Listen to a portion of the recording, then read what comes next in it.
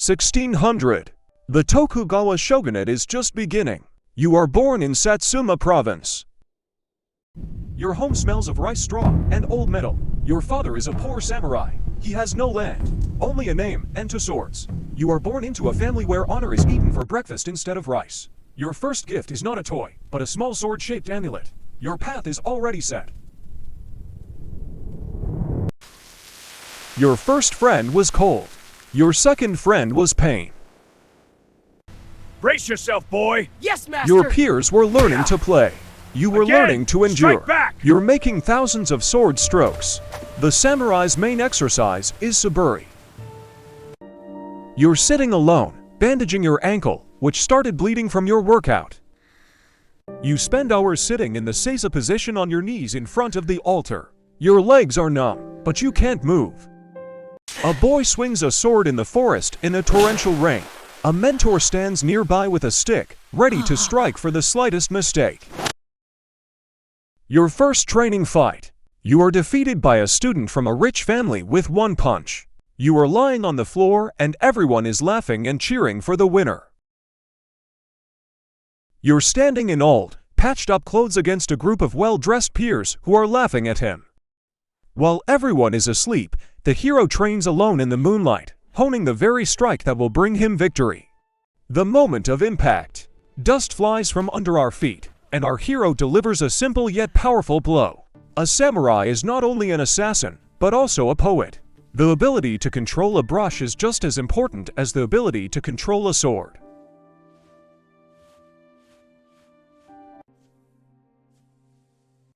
For the first time, his father allows his son to clean a real battle sword. The boy looks at the blade with awe and horror. You're going through the Gombuku ceremony. It's a coming-of-age ceremony. They're shaving your forehead.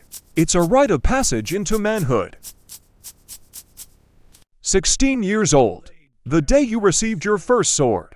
The elder places the katana in your hands. It is heavy, cold, and perfectly balanced. In the reflection of the polished steel, you see your own eyes.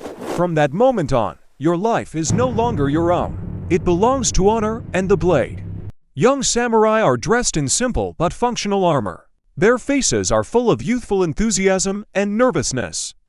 Chaos is all around. Smoke, arrows, smoke and more arrows.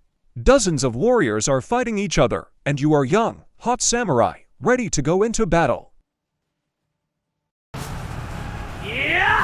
You're fighting, and you see your comrade, with whom you've been training side by side, being mortally wounded, and you can't do anything. And you feel something, not just a loss, but the loss of your loved ones. Your master orders you to cut out a village for debts that have not been paid for a very long time. You look at the village, at the old men, women, and children who have resigned themselves to their situation. You remove the shoulder pads of your armor and cut off the traumage. You're not killed because of your merits, but you're looked at with shame, and all your comrades look at you askance. You chose honor. Everyone said that without a clan, you were nothing, but you didn't listen and just kept going forward. You're at the bottom. You're trying to start a fire in the rain. You're at the bottom. You're trying to start a fire in the rain. A stranger approaches you, a merchant or a bandit. He offers you money for your katana, for a part of you. You think. You leave the money and leave. You've chosen honor again. You have realized that you must protect those who cannot protect themselves. You protect the peasants' wagon from the bandits.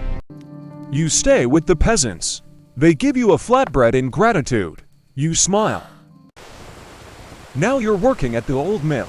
Where is the peaceful life? You're working at the mill. You're carrying a heavy sack. You have many scars on your body. One arm has a sword scar, and the other has calluses from hard work. You meet Hannah. She's standing in the door of the mill with a bucket of water. She offers you a drink, and you take the bucket. This is your first encounter. There is no longer the cold and emptiness of war in your eyes. They reflect the face of Hana. For the first time, he sees a woman not as a victim or a random passerby, but as the meaning of life. You are 60 years old, sitting on a tatami mat in a simple but neat Japanese room. Your gray hair is tied in a low knot. You are wearing a simple but clean kimono. The wrinkles on your face are the marks of a life well lived, not of suffering. You are holding a calligraphy brush in your hand. His hand, which once held a katana, is now writing hieroglyphs. Several peasant children 5 to 10 years old are sitting around him, observing carefully. Their faces express genuine interest and respect. Any challenge. You write your story on a scroll, your legacy, the path of still water. You teach not combat skills, but harmony within. You gaze calmly into the distance, the outcome of your life. You are 80 years old. You have lived a long and dignified life. You have gone through wars, pain, and great victories. You have met a love that has remained with you until the end, and you still hold the hand of a woman who has made you a better person. Your hands are your entire history. They are covered in the scars of old battles, the calluses of a sword, and the wrinkles of age. These hands have killed, but now they hold a calligraphy brush and stroke the head of their grandson. Your sword hangs on the wall, wrapped in a white cloth. It is no longer a weapon, but a silent reminder of your past life. In the yard, your grandson swings a wooden sword, repeating the same movements you once did. You sit on the porch and watch him. There is no sadness or regret in your eyes, only a quiet, wise smile.